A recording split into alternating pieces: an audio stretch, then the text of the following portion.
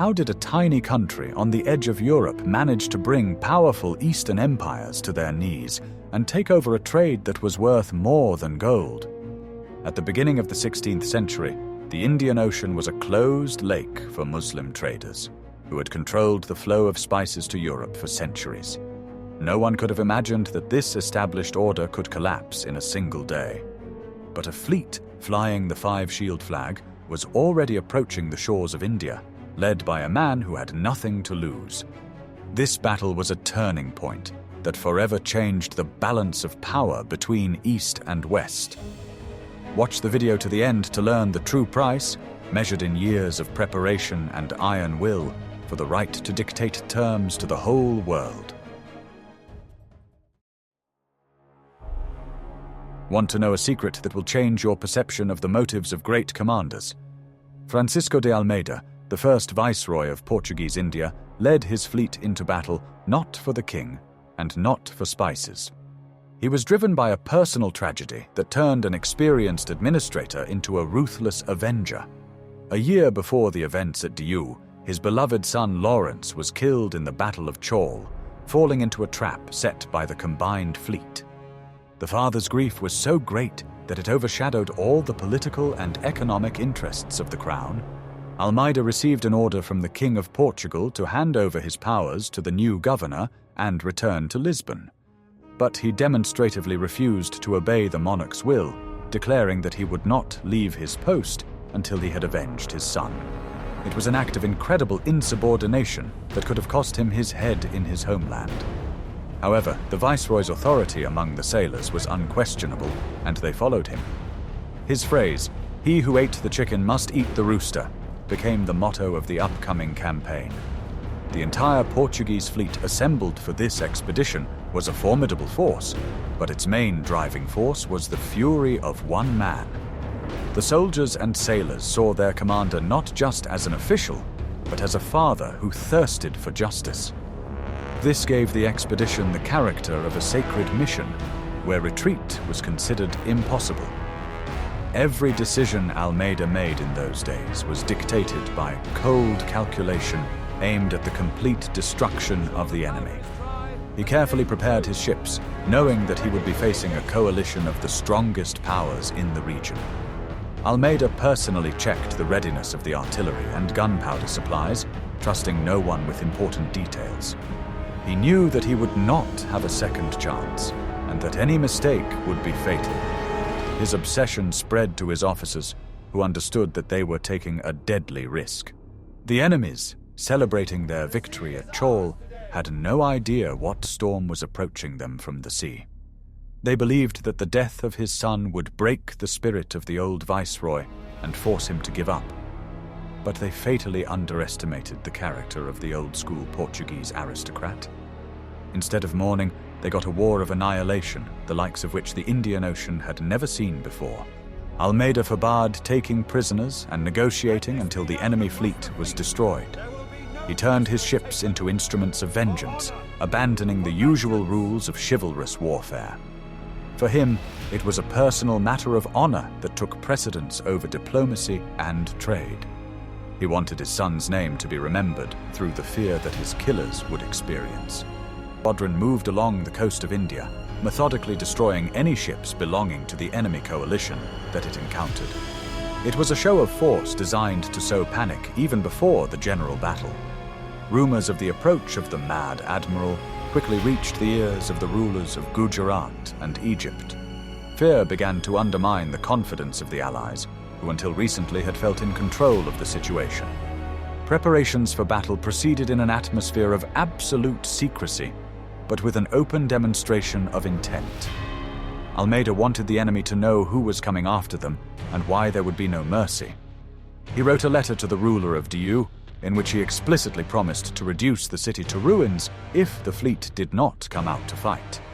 It was a challenge that could not be ignored without losing face. Thus, the greatest naval battle of the era began not with a political decision, but with a personal drama. History often moves forward not by the decrees of kings, but by the passions of individuals endowed with power. Revenge became the fuel that set the huge war machine in motion. I'm very interested to hear your point of view.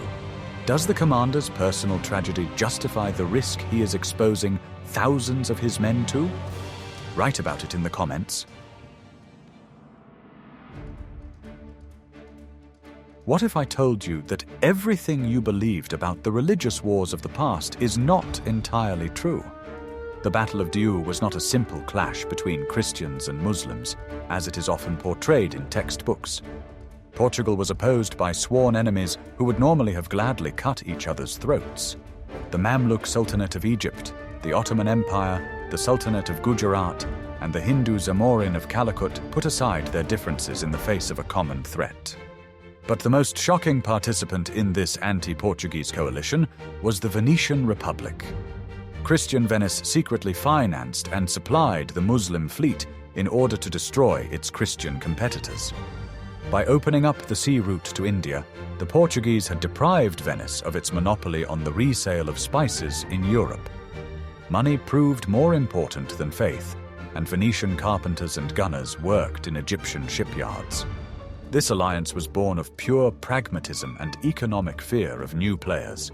Trade routes that had existed for centuries were collapsing due to the activity of Portuguese caravels in the ocean. Everyone suffered losses, from pepper pickers in India to merchants in the markets of Cairo and Alexandria. It was the threat of bankruptcy that forced such diverse forces to unite into one powerful fist. The coalition fleet assembled in the port of Diu, which was considered an impregnable fortress thanks to its walls and shoals. The Egyptian Mamluks provided heavy galleys built on the Mediterranean model. Gujarat and Calicut added hundreds of light vessels, dhows and pareos, which could maneuver in shallow waters. It was an armada several times larger than that of the Portuguese. This motley fleet was commanded by the experienced Mamluk admiral Mir Kosam. He was confident of victory, relying on numerical superiority and the support of the coastal batteries of Diu. His strategy was to lure the Portuguese into a narrow harbor and crush them with sheer force. He did not believe that the European ships would risk entering the trap he had set. However, there was mistrust and hidden animosity between the commanders of different nations within the coalition. The Gujarati governor Malik Ayaz played his own game, trying to maintain good relations with both the Mamluks and, just in case, the Portuguese.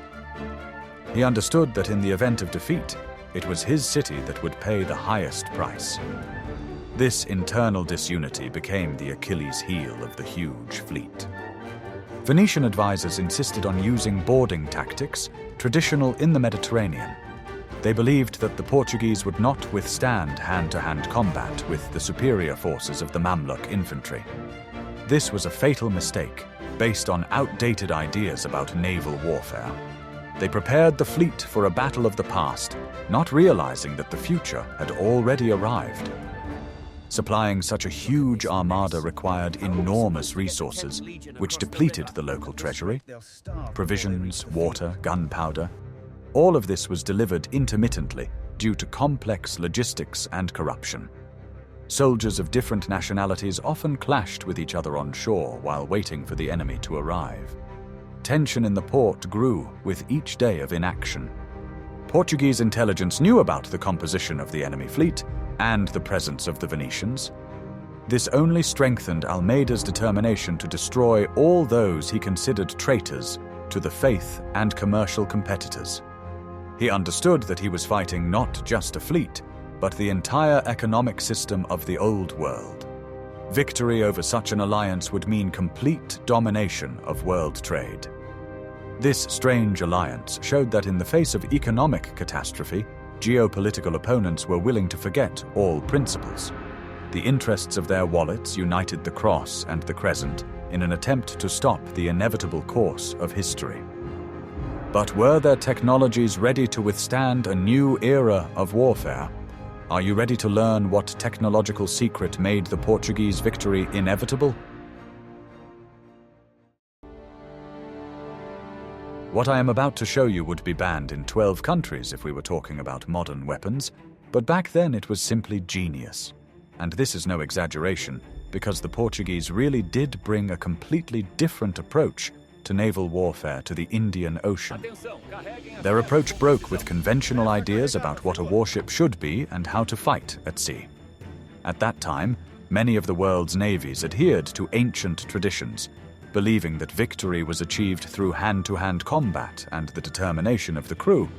But the Portuguese showed that the era of old methods was gradually coming to an end. Their ships became the embodiment of a new era in which engineering and long-range weapons reigned supreme. The main advantage of the Portuguese was not courage or tactics, but a fundamentally new concept of a ship, which they had been developing for more than a century. The Muslim and Venetian fleets continued to rely on galleys, designed for the Mediterranean Sea and proven in many conflicts. Galley ships depended on hundreds of rowers who turned the ship into a mobile platform for rapid attack. These ships excelled in calm waters, but were vulnerable to storms and heavy cannon fire.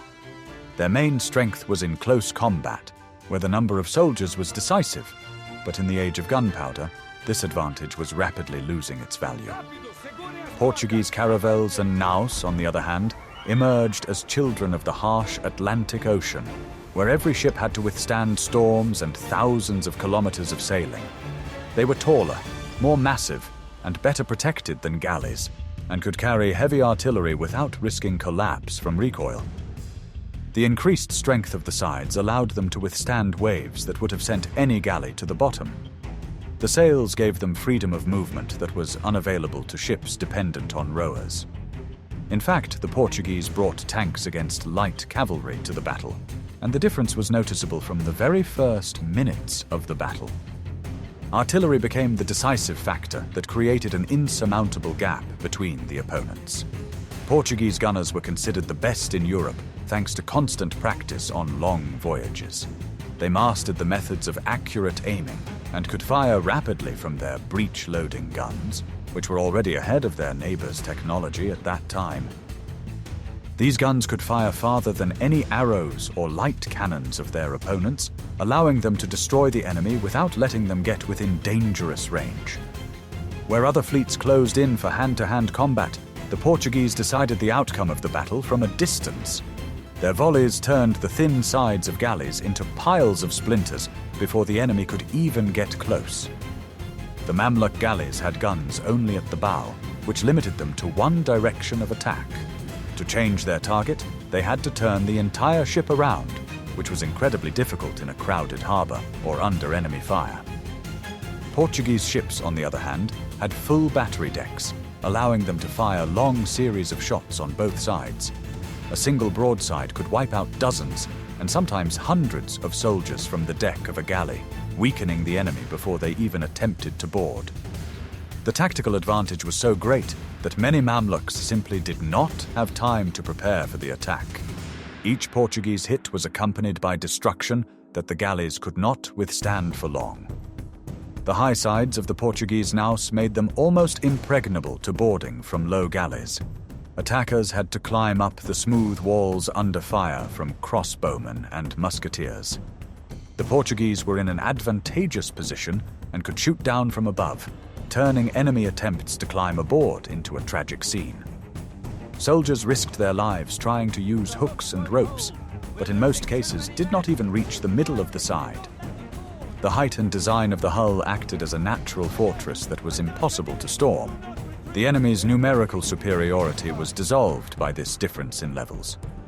The Portuguese's sailing equipment gave them a freedom of maneuver that galleys did not have.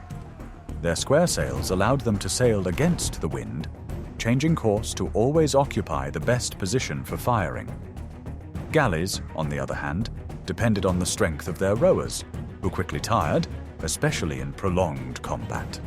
Any slowdown made a galley an easy target, as it could not turn quickly enough to dodge a volley. In a protracted battle, machines and wind always defeated human muscle. This turned every encounter into an unequal duel, where the Portuguese had the advantage from the very beginning. In addition, the Portuguese made extensive use of anti-boarding nets and special barriers stretched across the decks. Even if the enemy managed to get close enough, they would run into these obstacles and lose time. Warriors would get tangled in the nets, becoming easy targets for pikemen and archers. Thanks to these measures, any boarding became a deadly trap for the enemy. The ship became an autonomous fortress, where every meter of space was designed for defense. This made Portuguese ships difficult targets, even for the most experienced fighters. The quality of gunpowder and cannonballs used by the Europeans was also significantly higher than that of their opponents. The cast iron cannonballs fired by the Portuguese caused enormous damage to the wooden hulls of the galleys. Muslim fleets often used stone cannonballs, which split on impact and had less penetrating power. The Europeans had more advanced metallurgy, which allowed them to manufacture reliable and heavy ammunition. This technological gap was the result of many years of development of the craft and industrial base. The victory in the Battle of Diu demonstrated how important such details were. For Eastern sailors, encountering such firepower was a real shock. They were used to battles in which the decisive factor was the clash of men, not the roar of machines. Now, however, cannons played the leading role, changing the entire nature of naval warfare. Galleys simply could not withstand ships that could strike from a distance and outmaneuver them in speed. In the eyes of the Mamluks and their allies, this was the emergence of a new type of warfare. The world was entering an era where victory was determined by engineering. It was at the Battle of Diu that, for the first time in history, the outcome of a naval battle was decided solely by artillery. The Portuguese proved that technology was more important than numbers, and that innovation could overturn the established order. Their victory changed the maritime history of the East and paved the way for the creation of a vast colonial empire. From that moment on, no one could ignore the power of cannons and the advantages of high-sided ships. The world gradually began to realize that the old era of galleys was coming to an end. Don't forget to like this if you enjoy stories about how technology changes the course of history. Are you ready to learn the truth about how overconfidence can lead to disaster? Admiral Mir Husam, commander of the combined fleet, was confident that the Portuguese were walking into a trap. He positioned his ships deep in the harbor of Diu, under the cover of powerful coastal forts with artillery. The plan was simple: lure the enemy into a narrow strait, deprive them of their ability to maneuver, and fire on them from both sides. The geography of the place seemed ideal for defense: a narrow entrance, shoals known only to local pilots, and the powerful walls of the city. The Mamluk galleys lined up in tight formation, blocking the exit like a cork in a bottle. Hundreds of small boats scurried between the ships, ready to attack and set fire to the unwieldy sailing ships. Thousands of archers and musketeers watched from the shore across the sea. However, Almeida understood the risk perfectly well, but he also saw what his enemies did not notice. The crowding of the enemy fleet in the narrow harbor played into the hands of the Portuguese artillery. It was almost impossible to miss such a dense mass of ships. What Mir Husam considered protection, Almeida turned into an ideal target. The Portuguese fleet approached Diu on February 3, 1509, forming a perfect battle line. The sight of these huge ships with crosses on their sails caused trepidation among the city's defenders. They sailed confidently, ignoring the warning shots from the forts. Almeida was in no hurry, methodically taking up position and blocking the exit from the harbor. The wind that day favored the Portuguese, filling their sails and allowing them to enter the harbor at full speed. This was critically important, as it allowed them to quickly overcome the firing range of the coastal batteries. The ships sailed silently, without a single shot fired, creating an ominous tension. Only the creaking of the rigging and the sound of the waves broke the calm before the storm. Suddenly, the Portuguese squadron split up, performing a complex maneuver. The heavy galleys dropped anchor directly opposite the line of galleys, while the lighter caravels began to flank them. It was a bold decision to engage in battle within range of the coastal artillery. But Almeida knew that the quality of his cannons would allow him to suppress the forts. On board the flagship Flor du Mar, The viceroy gave his final orders before the battle. He forbade boarding until the enemy formation had been destroyed by artillery. Discipline on the Portuguese ships was ironclad, and no one dared to violate the plan. Everyone understood that they were in the lion's den. The defenders of Diu, seeing that the Portuguese had stopped, decided that they were afraid. Joyful cries rang out over the water, and drums and trumpets played battle marches. They thought that victory was already in their pocket, and that the Europeans would now turn back. This premature joy was their last mistake. Mir Huzam ordered his galleys to move towards the enemy to engage in boarding combat. This disrupted the defensive line and created chaos. The ships interfered with each other, blocking the firing sectors of their own cannons. The trap that had been set for the Portuguese began to work against its creators. The moment of truth had arrived. 2 worlds, 2 tactics, and 2 eras converged at a single point. The silence over the harbor of Diu was about to be shattered by the thunder of hundreds of cannons.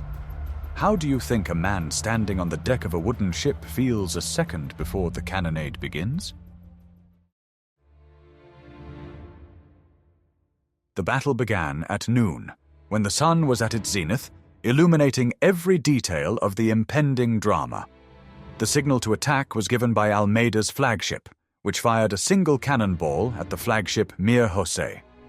Immediately afterwards, the sides of the Portuguese ships were lit up with flashes of fire and thick clouds of white smoke. The roar was so loud that, according to eyewitnesses, it could be heard tens of kilometers away. The first volley from the Portuguese squadron caused terrible destruction in the dense ranks of the Muslim fleet. Heavy cannonballs pierced the thin sides of the galleys, breaking oars and maiming rowers. Splinters flew in all directions, turning into deadly shrapnel for the crews. The formation of galleys, which had seemed formidable just a minute ago, turned into chaos of debris and fire.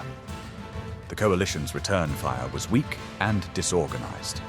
Their cannonballs often failed to reach their targets or bounced off the thick oak sides of the Portuguese ships. Smoke from the shots filled the harbor, making it difficult to aim. But the Portuguese did not need to aim accurately. There were too many targets. They simply reloaded their guns and fired into the thick of the enemy ships. Soon, the water in the harbor was covered with debris from masts, barrels, and rigging. Burning galleys drifted, colliding with ships that were still intact and setting them on fire. Panic gripped the coalition crews, who found themselves trapped in a fiery bag. The admiral's orders were drowned out by the noise of battle and the cries of the wounded. Portuguese caravels, taking advantage of their maneuverability, broke through between the burning ships, firing point blank with grape shot. It was a methodical destruction, cold-blooded and ruthless. Archers on the forecastles of Portuguese ships shot down officers and helmsmen on enemy decks. Control of the coalition fleet was completely lost in the first hours of the battle. The coastal batteries of Diu attempted to support their fleet, but their fire was suppressed by return fire from the sea. The Portuguese gunners demonstrated incredible accuracy, destroying fortifications and forcing the gun crews to flee. The city, which was supposed to be a defense, became only a silent witness to the defeat. The small Hindu ships that tried to surround the Portuguese were simply crushed or sunk by the waves from the explosions. Their light armament was useless against the ocean monsters. They rushed around the harbor, seeking salvation, but found only death from cannon fire. The attempt to overwhelm them with numbers failed completely.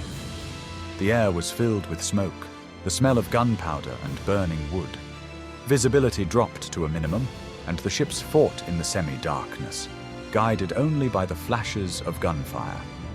It was hell on water, created by the technological superiority of one side. No amount of valor could withstand this wall of fire. By midday, it was clear that the battle was turning into a rout.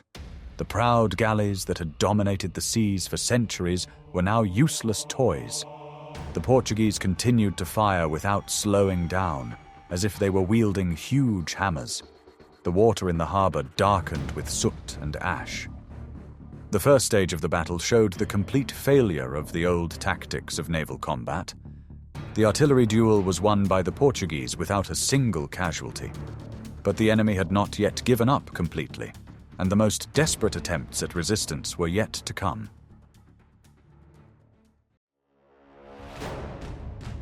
Guess what happened next when the Mamluks realized that the firefight was lost? In a desperate attempt to turn the tide of battle, the surviving galleys moved in for boarding. It was an act of suicidal bravery. They rowed straight towards the fire-spewing sides of the Portuguese ships. They hoped that in hand-to-hand combat, their numerical superiority would play a decisive role. But another unpleasant surprise awaited them. The Portuguese ships were designed to repel such attacks. Their sides were too high to be jumped onto from a low galley. The boarding hooks slipped off, and the ladders were pushed away by long pikes. The coalition soldiers crowded on the decks waiting to jump became perfect targets. From the height of their castles, the Portuguese showered them with arquebus fire and threw clay pots filled with gunpowder. These primitive grenades exploded in the crowd, causing terrible injuries and panic. The attempted boarding turned into a mass slaughter of the Mamluk army's elite. Nevertheless, some galleys managed to grapple with the Portuguese flagship, Flor do Mar. A fierce battle began on the rigging and lower decks. The Mamluks, clad in chain mail, fought fiercely, trying to cut their way through.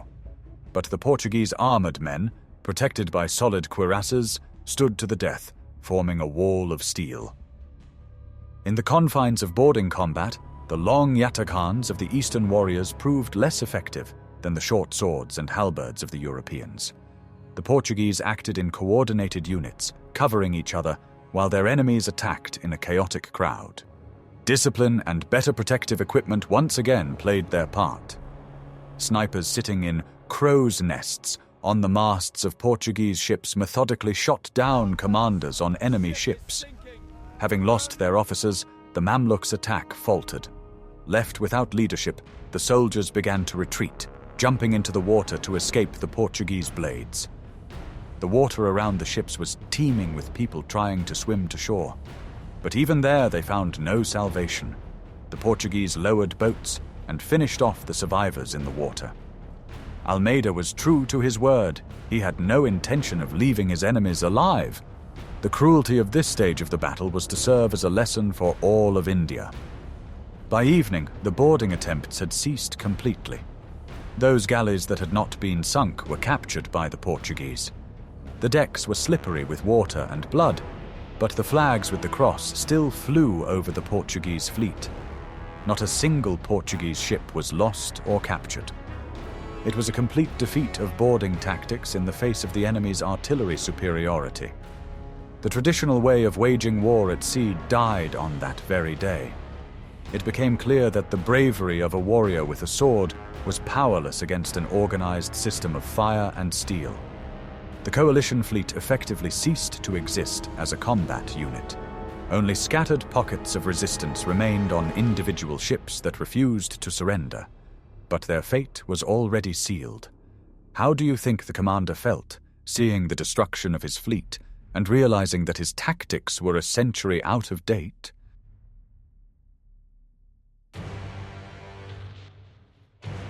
At the center of the battle, a drama unfolded around Admiral Mir Yosim's flagship.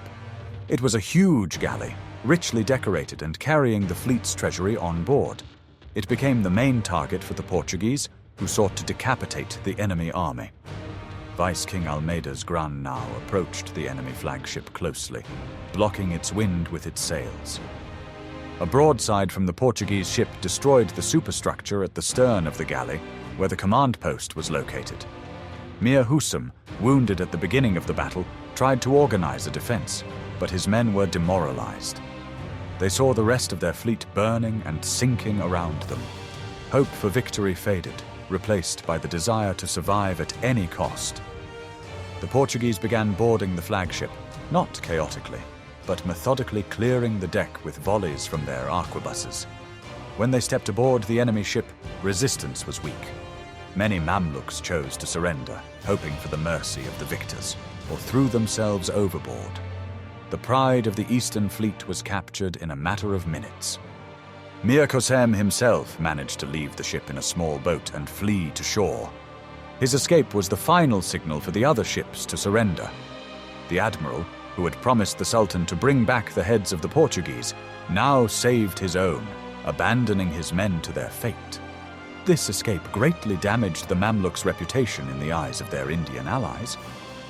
On the captured flagship, the Portuguese found rich trophies: gold, jewels, navigation charts, and secret correspondence. These documents revealed the full extent of the conspiracy and Venice's involvement. The capture of the admiral's flag was the symbolic end of the battle.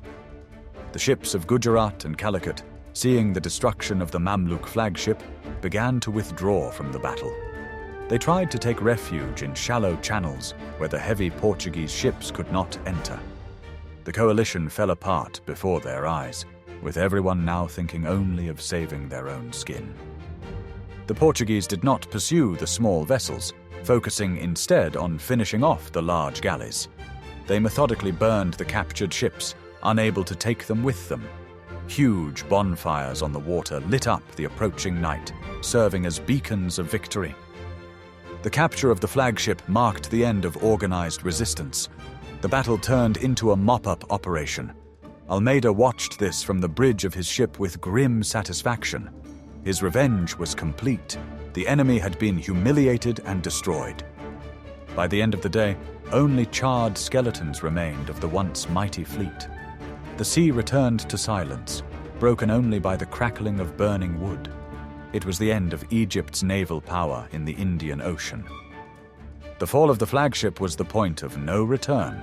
The symbol of the power and strength of the East had been defeated and plundered. Now the fate of the city of Diu and the entire spice trade was in the hands of the victors.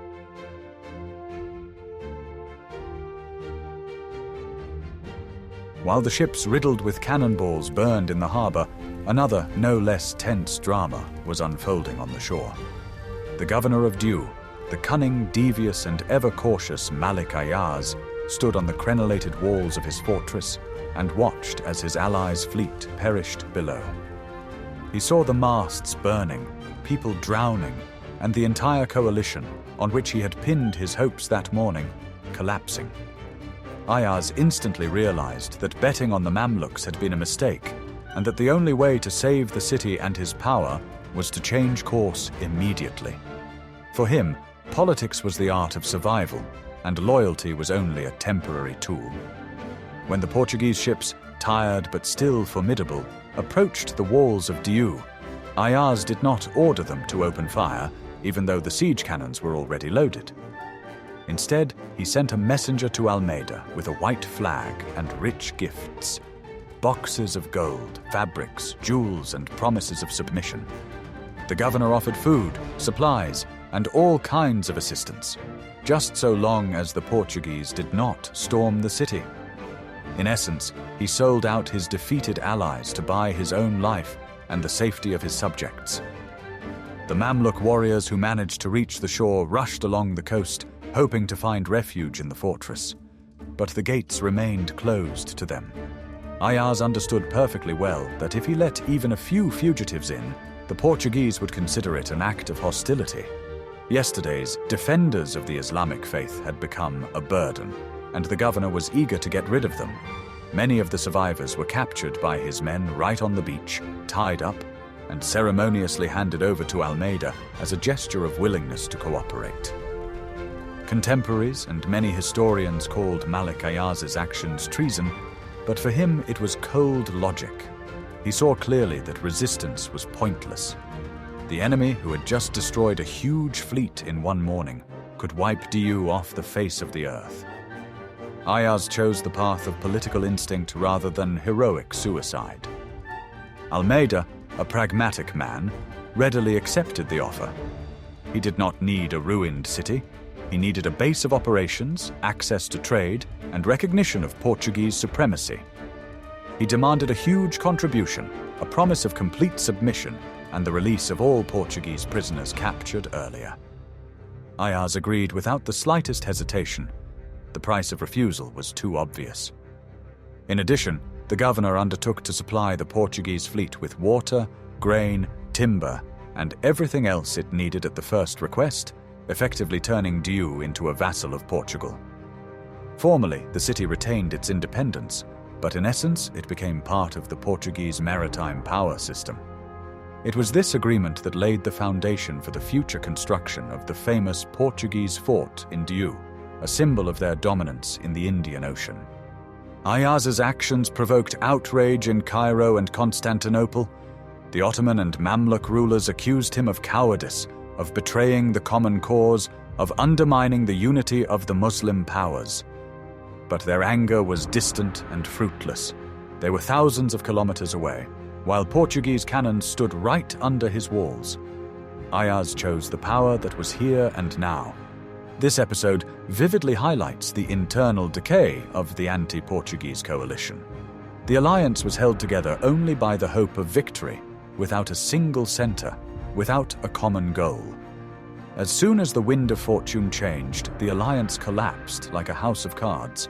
Everyone pursued their own interests, and no one was willing to die for someone else's ambitions. Malik Ayaz's betrayal allowed Almeida to end the campaign without a single assault, without an exhausting siege, and without further losses.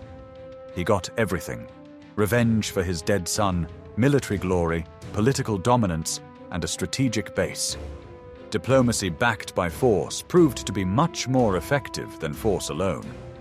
Thus, the victory at Diu ended not only with the destruction of the fleet, but also with the complete political capitulation of the local rulers. The Eastern powers saw a new balance of power and hastened to bow their heads to the new masters of the seas. The era of Portuguese domination in the Indian Ocean began with a resounding betrayal and an even more resounding victory.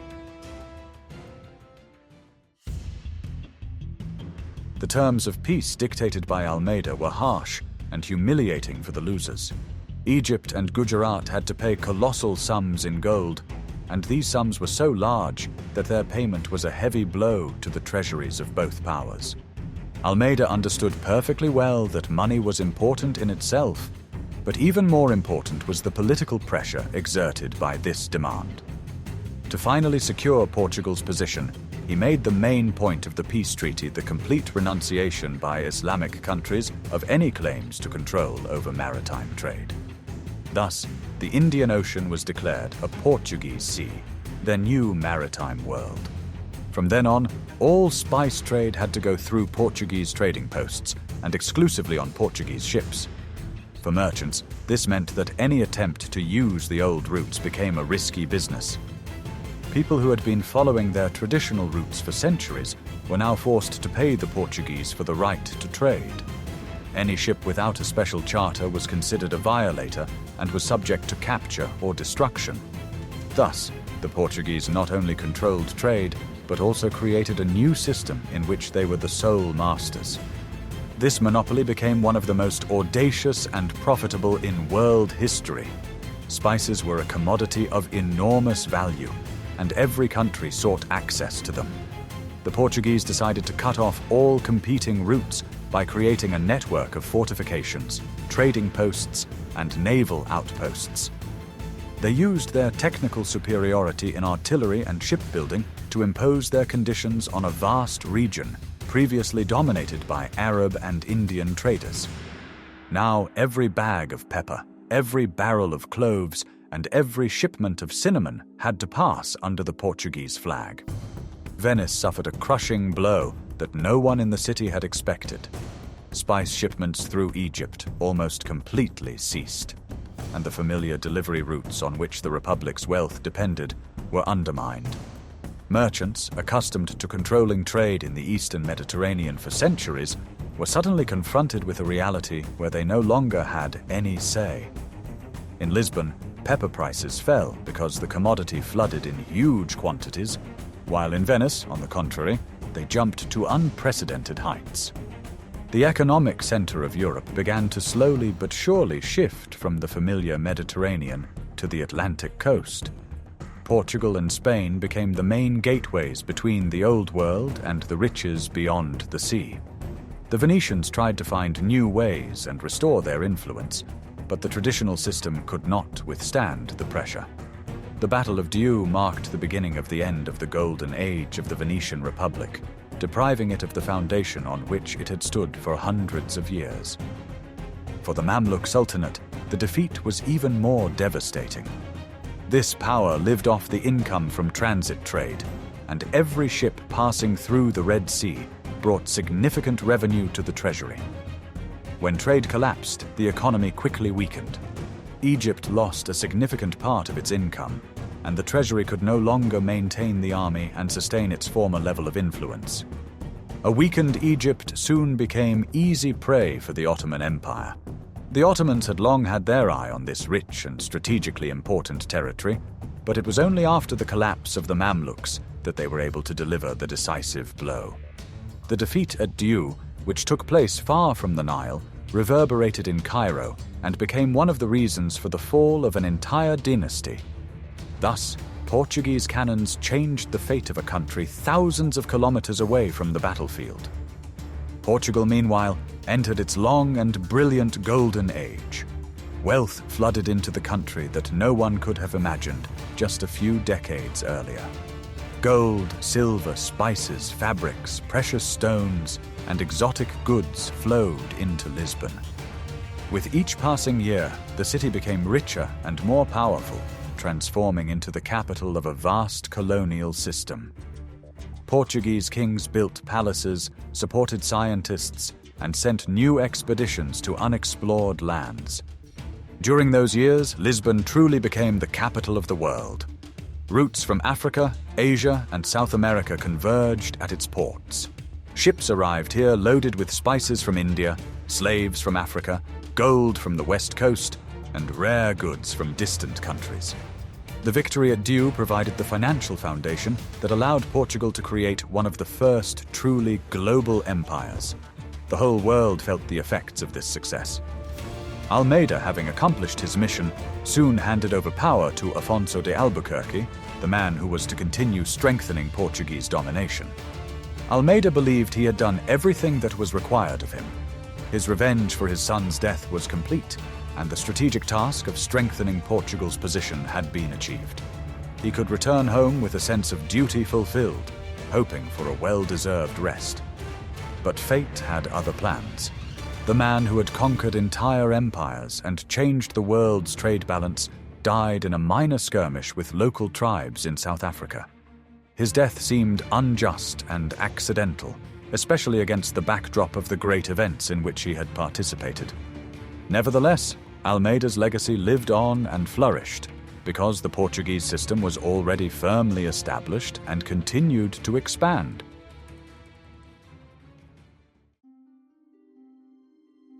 After Diu, the Portuguese systematically captured key points in the Indian Ocean: Goa, Malacca, and Ormuz. They created a chain of fortresses controlling all entrances and exits from the ocean. It was the first true maritime empire in history, a thalassocracy based not on the conquest of land, but on the control of routes.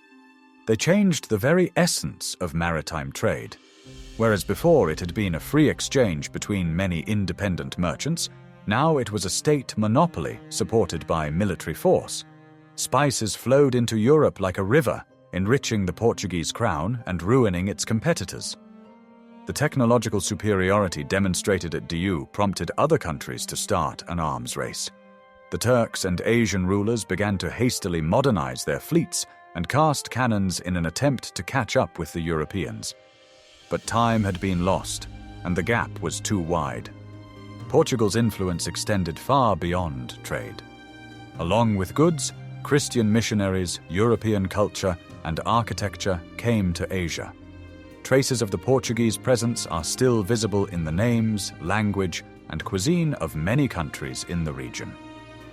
However, this empire also had a dark side. The cruelty shown by Almeida and his successors gave rise to long-lasting hatred. The Portuguese were feared, but not respected.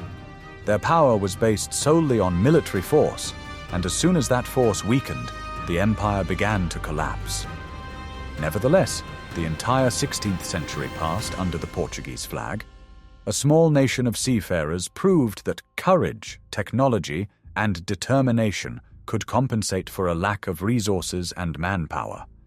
They became pioneers of globalization, connecting Europe, Africa, Asia, and America into a single network. The victory at Diu was the culmination of the Age of Discovery. It showed that discoveries were made not only for the sake of knowledge, but also for the sake of power. The map of the world was redrawn not with the ink of cartographers, but with the blood of sailors and gunpowder smoke.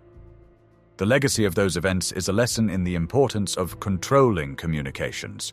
Whoever controls the sea controls trade. Whoever controls trade controls the world. This formula for power was proven by Francisco de Almeida and remains relevant to this day. Today, the same waves lap at the site of that great battle, but the world it created has changed beyond recognition. However, looking at modern trade routes and geopolitical conflicts, we see echoes of that distant day when the West first truly encountered the East and prevailed. The Battle of Diu is not just a page in a history book, it is the foundation of the modern world. It is a reminder of how fragile the balance of power is and how quickly technology can change the course of history.